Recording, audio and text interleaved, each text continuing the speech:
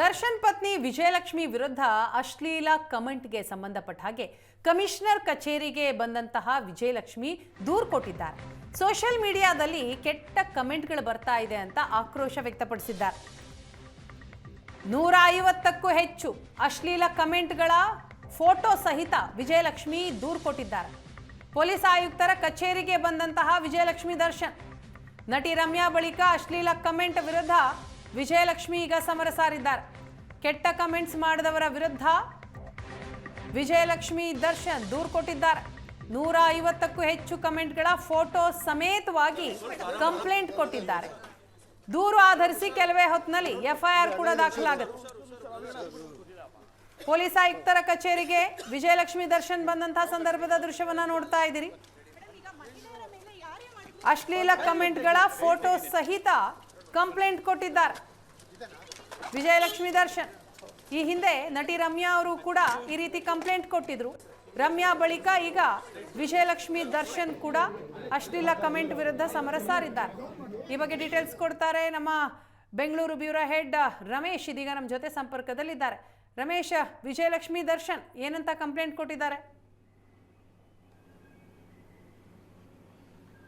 ವೀಣಾ, ಅಂದರೆ ವಿಜಯಲಕ್ಷ್ಮಿ ದರ್ಶನ್ ಕೆಲವೇ ನಿಮಿಷಗಳ ಹಿಂದಷ್ಟೇ ಪೊಲೀಸ್ ಕಮಿಷನರ್ ಕಚೇರಿಗೆ ಬಂದು ಒಂದು ದೂರನ್ನ ಕೂಡ ಕೊಟ್ಟಿರುವಂಥದ್ದು. ಅಂದರೆ ಅವರಿಗೆ ಕೆಲವೊಂದಷ್ಟು ಸೋಷಿಯಲ್ ಮೀಡಿಯಾ ಅಕೌಂಟ್ಗಳಿಂದ ಒಂದಷ್ಟು ಅಶ್ಲೀಲವಾದಂಥ ಮೆಸೇಜ್ಗಳು ಬಂದಿದೆ ಅನ್ನುವಂಥದ್ದು. ಅದರಲ್ಲಿ ವಿಶೇಷವಾಗಿ ಸುದೀಪ್ ಫ್ಯಾನ್ಗಳು ಅಂತ ಹೇಳ್ಕೊಂಡಂಥವರು ಈ ರೀತಿಯಾದಂಥ ಮೆಸೇಜ್ಗಳನ್ನ ಮಾಡಿದಂತೆ ಮೇಲ್ನೋಟಿಗೆ ಕಂಡು ಬರ್ತಾರೆ. ಅಂತ ಕಳೆದ 3-4 ದಿನಗಳ ಹಿಂದೆ ಏನೊಂದಷ್ಟು ಜಟಾಪಟಿ ನಡೀತಾ ಇದೆ. ಒಂದು ಕಡೆ ಸುದೀಪ್ ಅವರು ಒಂದು ಹೇಳಿಕೆಯನ್ನು ಕೊಡ್ತಾರೆ ಹುಬ್ಬಳ್ಳಿಯಲ್ಲಿ, ಅದಕ್ಕೆ ಕೌಂಟರ್ ಆಗಿ ವಿಜಯಲಕ್ಷ್ಮಿ ಅವರು ಕೊಡ್ತಾರೆ. ಅದಾದ ನಂತರ ಸಾಕಷ್ಟು ಒಂದಷ್ಟು ಜಟಾಪಟಿ, ಅಂದರೆ ಈ ಅವರವರೇ ಒಂದಷ್ಟು ಅರ್ಥೈಸಿಕೊಂಡು ಆ ಹೇಳಿಕೆಗಳಿಗೆ ಒಂದಷ್ಟು ಕೌಂಟರ್ಗಳನ್ನು ಕೊಡುವಂಥ ಪ್ರಯತ್ನಗಳಾಗಿತ್ತು. ಈ ಮಧ್ಯೆ ಒಂದಷ್ಟು ಜನರು ಈ ರೀತಿಯಾಗಿ ವಿಜಯಲಕ್ಷ್ಮಿ ಅವರ ಗೌರವಕ್ಕೆ ಧಕ್ಕೆ ಬರುವ ರೀತಿಯಲ್ಲಿ ಏನಂದರೆ ಒಂದಷ್ಟು ಕಮೆಂಟ್ಗಳನ್ನು ಮಾಡಿದ್ದಾರೆ ಅನ್ನುವಂಥದ್ದು. ಅಂದರೆ ಒಂದಷ್ಟು ದೂರಿನ ಅಂಶಗಳನ್ನು ನೋಡ್ತಾ ಹೋದರೆ ವೀಣಾ, ಅಂದರೆ ಈ ಕೆಲವೊಂದಷ್ಟು ಪೋಸ್ಟ್ನ ಲಿಂಕ್ಗಳನ್ನು ಹಾಕಿ ಈ ಸಂದೇಶಗಳು ಭಯವನ್ನು ಹುಟ್ಟಿಸುವ ಮತ್ತು ಸ್ತ್ರೀಯರ ಬಗ್ಗೆ ಉಲ್ಲೇಖಿಸಲು ಕೂಡ ಆಗದಂಥ ಕೀಳು ಮಟ್ಟದ್ದಾಗಿದೆ ಹಾಗೂ ಮಹಿಳೆಯರ ಗೌರವಕ್ಕೆ ಧಕ್ಕೆ ಉಂಟು ಮಾಡಿದೆ. ಇದರಿಂದ ನನಗೆ ವೈಯಕ್ತಿಕವಾಗಿ ಮತ್ತು ನನ್ನ ಮನಸ್ಸಿಗೆ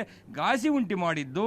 ಹೀಗಾಗಿ ನನ್ನ ಬಗ್ಗೆ ಕೆಟ್ಟದಾಗಿ ಕಮೆಂಟ್ ಮಾಡಿರುವ ನಕಲಿ ಖಾತೆ ಮತ್ತು ಇತರರ ಬಗ್ಗೆ ಕಠಿಣ ಕಾನೂನು ಕ್ರಮ ತೆಗೆದುಕೊಳ್ಳಬೇಕು ಅನ್ನುವಂಥ ನಿಟ್ಟಿನಲ್ಲಿ ಒಂದಷ್ಟು ಏನೋ ಸೋಷಿಯಲ್ ಮೀಡಿಯಾ ಲಿಂಕ್ಗಳನ್ನು, ಆ ಪೇಜ್ಗಳ ಲಿಂಕ್ಗಳನ್ನು ಅಂದರೆ ಹಾಕಿ ದೂರನ್ನ ಕೂಡ ಕೊಟ್ಟಿರುವಂಥದ್ದು. ಸೊ ಇದನ್ನ ಸಂಬಂಧಪಟ್ಟಂತೆ ಏನೋ ದೂರನ್ನ ಕೂಡ ಕೊಡಲಿಕ್ಕೆ ಸೌತ್ನ ಸೆನ್ ಕಚೇರಿಗೆ ಅವರು ಮೊದಲು ಹೋಗ್ತಾರೆ. ಆದರೆ ಇದೊಂದು ದೊಡ್ಡ ಏನೋ ನೆಟ್ವರ್ಕಿಂಗ್ ಆಗಿರುವಂಥದ್ದು, ಒಂದು ವೋಸ್ಟ್ ಪ್ರಕರಣ ಆಗಿರೋದ್ರಿಂದ ಸೊ ಈ ಒಂದು ದೂರನ್ನ ಕೊಡಲಿಕ್ಕೆ ಪೊಲೀಸ್ ಕಮಿಷನರ್ ಆಫೀಸಲ್ಲಿರುವಂಥ ಸೈಬರ್ ಸ್ಟೇಷನ್ಗೆ ಹೋಗಿ ಅಂತೇಳಿ ಅವರು ಸೂಚನೆ ಕೂಡ ಕೊಡ್ತಾರೆ. ಆ ಒಂದು ನೆಲೆಯಲ್ಲಿ ಬೆಂಗಳೂರು ಪೊಲೀಸ್ ಆಯುಕ್ತರ ಕಚೇರಿಗೆ ಬರ್ತಾರೆ. ಜಂಟಿ ಪೊಲೀಸ್ ಆಯುಕ್ತರು CCB ವಿಭಾಗದ ಅಜಯ್ ಇಲ್ಲೋರಿ ಅವರನ್ನ ಭೇಟಿ ಮಾಡಲಿಕ್ಕೆ ಬರ್ತಾರೆ. ಆದರೆ ಅಜಯ್ ಇಲ್ಲೋರಿ ಅವರು ಇರೋದಿಲ್ಲ. ಹಾಗಾಗಿ ಅವರಿಗೆ ಮಾಹಿತಿ ಗೊತ್ತಾದ ನಂತರ ಸೈಬರ್ ಸ್ಟೇಷನ್ನ ಸಿಬ್ಬಂದಿಗೆ ಅವರು ಸೂಚನೆ ಕೊಡ್ತಾರೆ. ಇನ್ಸ್ಪೆಕ್ಟರ್ ಉಮೇಶ್ ಅವರು ಬಂದು ಖುದ್ದಾಗಿ ಅವರಿಂದ ದೂರಿನ ಪ್ರತಿಯನ್ನು ತೆಗೆದುಕೊಂಡು ಅದಕ್ಕೊಂದು ಅಕ್ನಾಲೇಜ್ಮೆಂಟ್ ಕೊಟ್ಟು ಕಳಿಸಿರುವಂಥದ್ದು. ಕೆಲವೇ ಹೊತ್ತಿನಲ್ಲಿ FIR ದಾಖಲಾಗುತ್ತೆ ಅನ್ನುವಂಥ ಮಾಹಿತಿಗಳಿರುವಂಥದ್ದು. ಒಂದಷ್ಟು ಸಂದೇಶಗಳನ್ನು ನಾವು ನೋಡ್ತಾ ಇದ್ವಿ.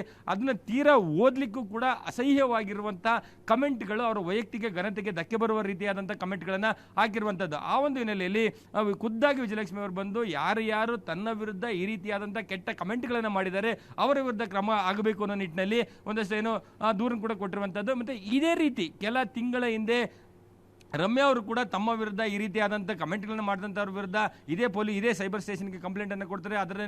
ಆ ಒಂದು ಪ್ರಕರಣದಲ್ಲಿ 7 ಜನರನ್ನು ಅರೆಸ್ಟ್ ಮಾಡಿ ಇವರಿಗೂ ಕೂಡ ಬೇಲನ್ನು ಪಡ್ಕೊಳ್ಳೋಕ್ಕಾಗದೆ ಅವರು ಜೈಲಿರುವಂಥದ್ದು. ಅಂದರೆ ಅಷ್ಟೊಂದು ಕಠಿಣವಾದಂಥ ಕಾನೂನು ಇರುವಂಥದ್ದು. ಯಾವುದೇ ಒಬ್ಬ ಮಹಿಳೆಗೆ ಘನತೆಗೆ ಧಕ್ಕೆ ಬರುವ ರೀತಿ ಅಶ್ಲೀಲವಾಗಿ ಮೆಸೇಜ್ ಮಾಡಿದರೆ ಅವರ ವಿರುದ್ಧ ಕಾನೂನು ಕ್ರಮವನ್ನು ತೆಗೆದುಕೊಳ್ಳಿಕ್ಕೆ ಅವಕಾಶವಿರುವಂಥದ್ದು. ಅದೇ ರೀತಿ ಈ ಪ್ರಕರಣದಲ್ಲಿ ಕೂಡ ಒಂದು ಕ್ರಮವನ್ನು ತೆಗೆದುಕೊಳ್ಳಿ ಅಂತೇಳಿ ವಿಜಯಲಕ್ಷ್ಮಿ ಅವರು ದೂರನ್ನು ಕೂಡ ಕೊಟ್ಟು ಹೋಗಿದ್ದಾರೆ. ಆ ದೂರನ್ನ ಪರಿಶೀಲನೆ ಮಾಡ್ತಾ ಇರುವಂಥದ್ದು. ಮತ್ತು ಯಾರು ಯಾವ ಅಂದರೆ ಅಕೌಂಟ್ಗಳನ್ನು ಕೊಡಲಾಗಿದೆ ಆ ಅಕೌಂಟ್ಗಳ ಮೇಲೆ FIRಗಳನ್ನು ದಾಖಲು ಮಾಡಿಕೊಳ್ಳುವಂಥ ಕೆಲಸಗಳಾಗುತ್ತೆ. ಮತ್ತು ಅವರೇ ದೂರಿನಲ್ಲಿ ಉಲ್ಲೇಖ ಮಾಡುವ ರೀತಿ ಕೆಲವೊಂದಷ್ಟು ನಕಲಿ ಖಾತೆಗಳಿರುವಂಥದ್ದು. ಯಾಕೆಂದರೆ ಈ ರೀತಿಯಾಗಿ ಅವರು ಓಪನ್ ಆಗಿ ಸೋಷಿಯಲ್ ಮೀಡಿಯಾಗಳಲ್ಲಿ ಕಮೆಂಟ್ಗಳನ್ನು ಮಾಡ್ತಾ ಇರುವಂಥದ್ದು. ಅದು ಜೆನ್ಯೂನ್ ಅಂದರೆ ಅವರ ಅಕೌಂಟ್ಗಳಿರೋದಿಲ್ಲ, ಯಾವುದೋ ನಕಲಿ ಖಾತೆಗಳನ್ನು ಸೃಷ್ಟಿ ಮಾಡಿಕೊಂಡು ಈ ರೀತಿಯಾದಂಥ ಏನೋ ಒಂದಷ್ಟು ಕಮೆಂಟ್ಗಳು ಮಾಡುವಂಥ ಕೆಲಸಗಳಾಗಿರುತ್ತೆ. ಅಂತಹ ನಕಲಿ ಖಾತೆ ಕ್ರಿಯೇಟ್ ಮಾಡಿದವರು ಯಾರು ಅಂತೇಳಿ ಹುಡುಕಿ ಈಗ ಪೊಲೀಸರ ವಿರುದ್ಧ ಕ್ರಮವನ್ನು ತೆಗೆದುಕೊಳ್ಬೇಕಾದಂಥ ಅನಿವಾರ್ಯತೆ ಇರುವಂತಹದ್ದು. Veena, thank you Ramesh.